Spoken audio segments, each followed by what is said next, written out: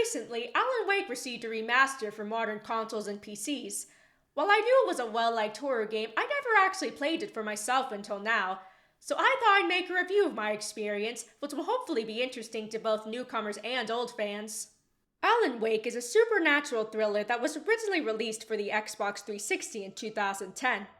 It was developed by Remedy Entertainment, who also made the first two Max Payne games. The game begins with the titular character, a famous author from New York, awakening from a nightmare. He and his wife Alice have just arrived to Bright Falls, a small town located in the Pacific Northwest. Here, they're hoping to have a relaxing vacation, especially since Alan has been struggling with a bad case of writer's block. And as you'll see, the two are a happily married couple. So it would be a shame if something were to go wrong. After they arrive at the cabin they're renting, they get into an argument, which ends with Alan going outside in frustration. But the trouble doesn't stop there. Not long after that, Alice is taken away by some mysterious entity, and after diving into the lake after her, Alan somehow wakes up in his car with a head injury. Worst getaway ever. And if having your wife disappear without a trace wasn't bad enough, he's also attacked by shadowy people who seem hell-bent on trying to kill him. And on top of that, the lines between fiction and reality are blurring before his eyes. Will Alan be able to rescue his wife? Can he figure out just what's going on in this town? Will the annual Deer Fest go off without a hitch? The story is divided into 6 chapters, plus the 2 bonus DLC episodes, and each one will take about an hour and a half to complete. As you travel throughout Bright Falls, you'll notice that there are a lot of collectibles to be found. These include listening to the local radio station, grabbing souvenir coffee thermoses, and catching episodes of Not the Twilight Zone. One of the most important collectibles you'll find are pages from a manuscript that Alan doesn't remember writing. These manuscript pages help you better understand the story and characters, as well as foreshadow what will happen next. And conveniently, they emit a glowing light that's visible even in the darkest areas, so they're hard to miss.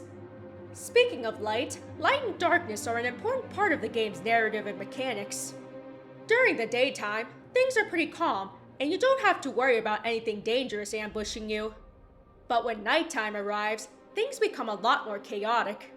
Enemies, called Taken, are shielded by darkness, and you need to shine a light on them before you can effectively kill them. Sometimes, if you shine your flashlight on just the right spot in the environment, you'll find yellow arrows pointing to a hidden stash of supplies.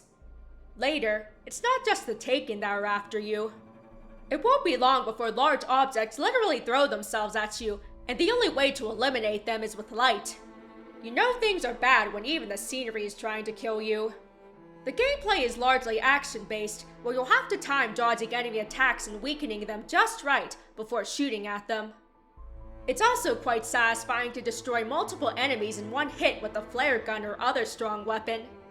However, there are also many instances where you'll be completely swamped, and the best thing to do is run over to the closest light source. And it's definitely a huge relief to finally reach that safe haven after narrowly avoiding being swarmed. The scenery is also a very memorable part of the game, which particularly shines during the daylight.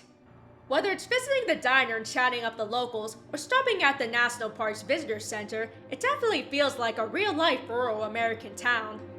It almost makes me wish I could explore Bright Falls without the impending doom.